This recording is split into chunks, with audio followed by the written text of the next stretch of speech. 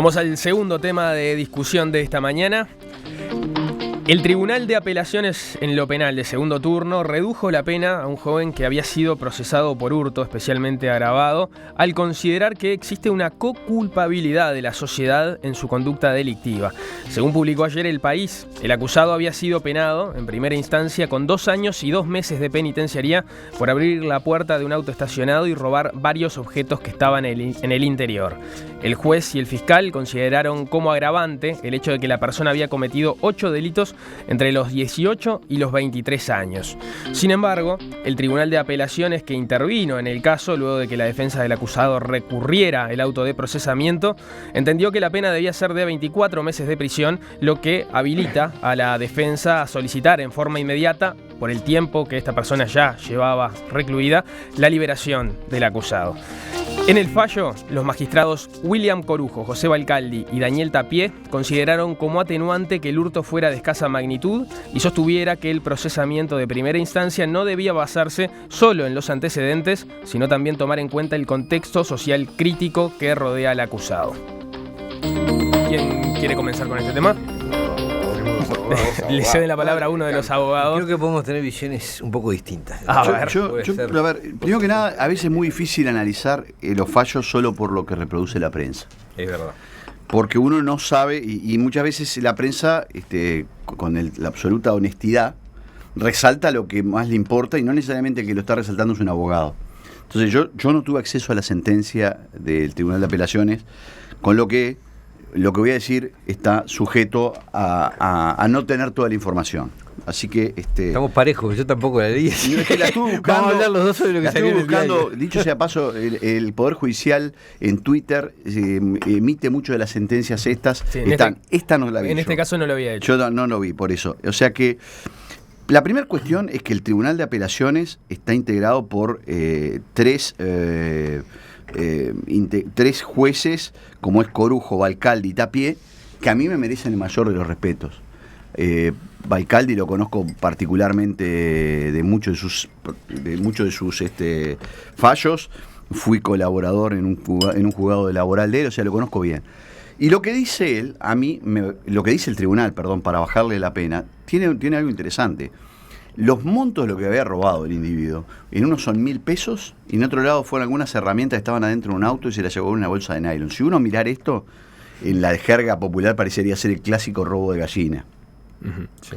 Entonces, yo no me parece mal de que el tribunal diga, ¿es necesario que este individuo esté en la cárcel?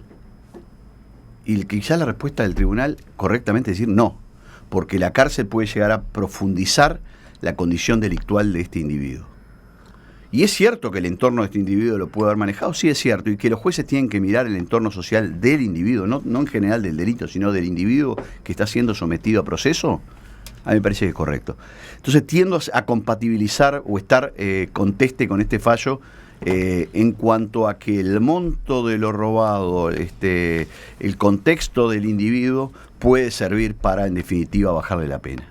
Y que se hayan sido 8 veces, pero si las 8 veces fueron de entidades menores, no hay que criminalizarlo al individuo, porque la cárcel puede llegar a ser peor. Hay un dato clave en esto, es que parecería que uno de los argumentos, según transcribe, yo tampoco leí la sentencia, o sea que estoy hablando, estamos los dos hablando sobre la información que se ha dado en prensa sobre la sentencia. Esa salvedad hay que hacerla. Pero uno de los argumentos que transcribe la prensa es que de alguna manera la sociedad, el individuo no había terminado la escuela primaria, cosa que es muy común entre los procesados y los condenados por delitos.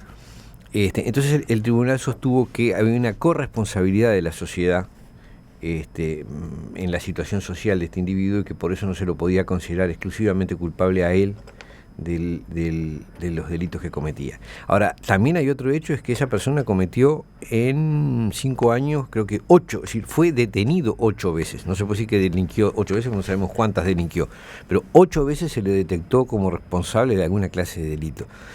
Entonces, hablar de que la cárcel puede perjudicar o ratificarlo en su condición de delincuente ya parece absurdo. Es obvio que hablamos de un delincuente habitual. Es un delito de hurto también, ¿no? No, está bien, sí, perfecto, pero a ver, el tema es, primera cosa, hablamos de un delincuente habitual, ya no es un primario que podría ser, es decir, ante llegar a la cárcel podía convertirse en un delincuente habitual, ya es un delincuente habitual. El monto de lo robado, digo, a mí no me parece un tema tan sustancial, porque si abre el auto y encuentra $1.000.000, no lo va a dejar, no, es mucho dinero, no me lo llevo. Es decir, roba lo que ve, lo que puede. Digo, no es decir robó poco, sí, robó poco, pero la violencia de que la persona que deja algo dentro de un auto se encuentre que no la tiene es fuerte, ¿no? Creo, para mí, lo medular de este asunto es ese argumento sobre la corresponsabilidad social por la condición de no instruido, es decir, del hecho de no haber, evidentemente de un contexto social deficitario y de no haber terminado la enseñanza primaria. Y ahí me parece que es donde nos encontramos ante un problema que no está bien discutido, que no es serio. Hay en el Uruguay, y muy especialmente entre los operadores del sistema judicial, mucha gente que está convencida de que el delito tiene orígenes sociales y que entonces la pena es de alguna manera criminalizar la pobreza. Es un discurso que descree de la aplicación de penas. Es un discurso que además no se formaliza, se hace a nivel técnico, pero no hay un debate público sobre este asunto. La gente lo percibe de alguna manera, ya lo sueltan enseguida o no hacen nada. En realidad hay detrás una concepción ideológica que es: el delito tiene causas sociales y no puede ser solucionado por medio de penas. Yo creo que en ese discurso hay una errónea interpretación. Yo comparto, estoy convencido de que el delito tiene causas sociales. Esta persona, si no terminó la escuela, es el resultado de una cadena de otras impunidades, la de sus padres que no lo enviaron a la escuela, la del sistema escolar que no intervino, y judicial que no intervino para ver por qué un chiquilín estaba sin terminar la escuela primaria. Eso no podría pasar, es una ilegalidad. O sea, es responsable, es resultado también de una serie de irregularidades. Ahora, que el delito tenga causas sociales, ¿significa que no deben aplicarse las penas o significa que deben cambiarse las políticas sociales porque evidentemente no están funcionando bien? Este es un hombre parece de 23 años. No terminó la escuela, por supuesto no hizo el liceo. Es el producto de prácticamente el gobierno de todos los partidos políticos del país. Se han pasado por su vida y el muchacho, él como cientos, como miles, no terminó la escuela. Ahora, la fórmula es: manejamos la impunidad para sus padres y para las instituciones, los responsables del sistema de enseñanza que no actuaron. Ahora manejamos la impunidad para él, a pesar de que delinque, porque muchos no terminaron primaria y no todos delinquen. Manejamos la impunidad para él y así seguimos ad infinitum, porque o de alguna manera hay que ir a la causa y atacar la causa. Digo, el que el delito tenga causas sociales no significa que haya que aplicar una política de impunidad, significa que hay que atacar las causas sociales. Y me parece que ese debate no está dado. Es decir, se sigue manejando la idea que resulta muy atractiva de que pobre muchacho no se le hace nada. No estaban de acuerdo nomás. No, digo, yo me siento extraño en esta discusión con él. Está invertido. No están invertidos. Esa es la confusión. Hay una visión que se suele plantearse como de izquierda y que en realidad no lo es. Es decir, pero bueno, aplicar políticas sociales conservadoras y después manejar una política de manga ancha en materia criminal no es de izquierda, es otra cosa. Pero bueno, más allá de mis problemas en este momento, no, lo que sí quiero decir es, a mí me da la impresión, y por eso yo hice el hincapié en el fallo, no es que en este fallo uno deba leer la lectura general, o la lectura general debe ser, por las condiciones sociales no hay delito. Porque si ese fuera la lectura, el Tribunal de Apelación estaría mandando un muy mal mensaje. Yo debo pensar, y reitero que hay que ver el contexto de la sentencia, es que en el caso particular de este individuo, con una cuantía totalmente menor y con un delito de hurto que en sí mismo es carcelable, parecería ser que el contexto sí ayudaba a mantenerlo carcelable. Y si fuera así, yo estoy de acuerdo. Sigamos. Yo voy así, le dejo, porque si no quedo siempre para el final con la ventaja. Le dejamos a mi compañero Gonzalo que tenga el síntesis al final. Yo primero creo que este es un debate muy interesante, que lo hacemos parcial, Porque la nota del País responde a la lógica completamente distinta a la que dice Sartú, ¿no? Está hecha para que haya una condena a esto y decir que la justicia deja libre delincuentes. Toda la nota escrita por Barreneche, completa. Las fuentes judiciales, entre comillas, dicen eso, exactamente eso. Que quieren hacer pensar que la justicia deja libre a todos los delincuentes. O sea, toda la nota para, digamos, que en ese punto, de hecho, hay un error conceptual, digamos. Una persona que ya ya fue procesada anteriormente, cuando vuelve a ser procesada, no va a la cárcel, ¿no? En este caso, se menciona que la persona podría quedar libre con el cambio del fallo, porque ya tiene un tiempo preso y entonces es más fácil que el delito, al ser excarcelable, puede salir preso. Pero yo lo que quiero aclarar que este debate está muy lindo, pero la nota participa y toma partido del debate. La nota está escrita para que la gente diga que espantoso la justicia deja libre a los delincuentes. Toda la nota completa. Acá yo soy periodista, yo sé cómo se escribe una nota para jugar y está jugada completamente para el otro lado.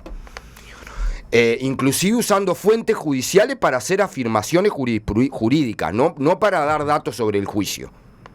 Hay entre comillas una fuente judicial anónima que dice exactamente eso. Entonces no es neutral ni es inocente la nota. Y es parte de una política de ese medio de comunicación que está jugado a eso, ha hecho títulos de etapa sobre esto y es para favorecer eso, digo, porque una cosa es una cosa y otra cosa es otra. Segundo, yo creo que Uruguay se debe un debate sobre esto, se debe un debate sobre qué cosas hacer con los delitos a la propiedad, qué cosas hacer con los delitos contra la persona, qué delincuencia tiene peligrosidad. Yo no digo a nadie le gusta que lo roben, a mí me han robado muchas veces y no me gusta que me roben. Ahora, una cosa es que a uno le roben un plata y de un lugar y otra cosa es que haya violencia, son cosas distintas y de peligrosidad social distinta. Presos tenemos a bocha. Un debate del Uruguay que se debe tener es cuánta gente queremos tener presa, porque presa tenemos a bocha. Nos desbordan los presos y vamos a seguir teniendo. ¿Quiere decir que uno por ser pobre tiene que ser delincuente? Por supuesto que no. No, tiene razón en venir en eso. Hay mucha gente que no terminó el liceo y no roba, intenta trabajar y no hay que dar en ese sentido. Ahora, a mí me parece que en el debate grueso del asunto, yo obviamente tampoco vi toda la sentencia, ni siquiera soy abogado, como los tertulianos aquí, que plantean un debate muy interesante acá, pero yo digo, en la duda y en la idea de dar la seña de si tenemos que meter a todo el mundo preso para que supuestamente la sociedad se sienta más segura, o buscar soluciones alternativas con la gente que tiene menos peligrosidad, que es claramente el caso, me parece que es una buena señal en ese territorio. Y hago una reflexión, que voy al tema anterior y le dejo a Gonzalo.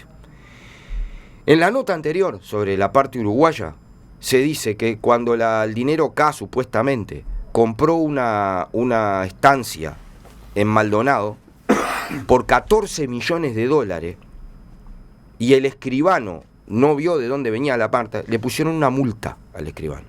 Y a todos nosotros nos parece bárbaro, ¿no? Ahora, si un muchacho roba un auto y roba 1.000 pesos, no, tiene que estar en cárcel, pues si no todos somos inseguros.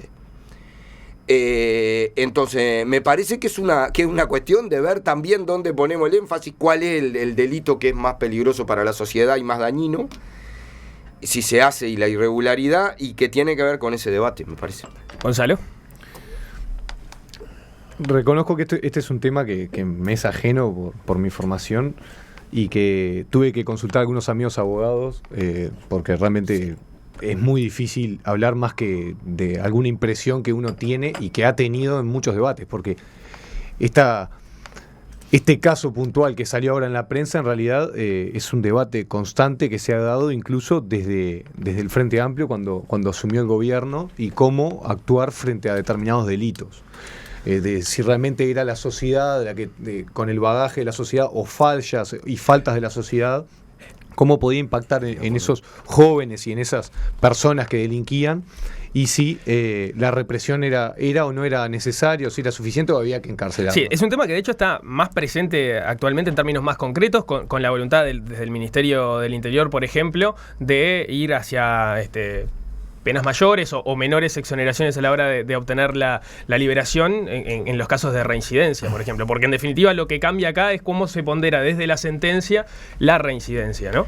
Y ha habido no quiero decir evolución, pero un cambio en los ministros que ha hecho como un cambio de paradigma de que no alcanza con de pronto algunas discusiones que se habían dado en escritorio a nivel universitario de que la delincuencia se soluciona de determinada manera, sino que en la práctica han fallado con muchas cosas y han tenido que tomar algunas acciones paliativas. Entonces, estos amigos, cuando les consulto, amigos abogados, me contaban justamente que hay unas nuevas teorías, unas nuevas bibliotecas, que no solo los abogados, en todas las asignaturas hay bibliotecas, y me contaban lo que era el garantismo, de que bueno, de que los agravantes no necesariamente deberían existir, de que la coculpabilidad de la sociedad pasa, por ejemplo, de que el derecho penal tiene que ser lo mínimo posible, que con pequeñas penas se solucionaría, con penas paliativas de trabajo social y demás, porque en realidad la sociedad es la que provocó ese monstruo o esa persona que está delinquiendo. Y en caso de duda siempre cae al pro reo, lo que se dice.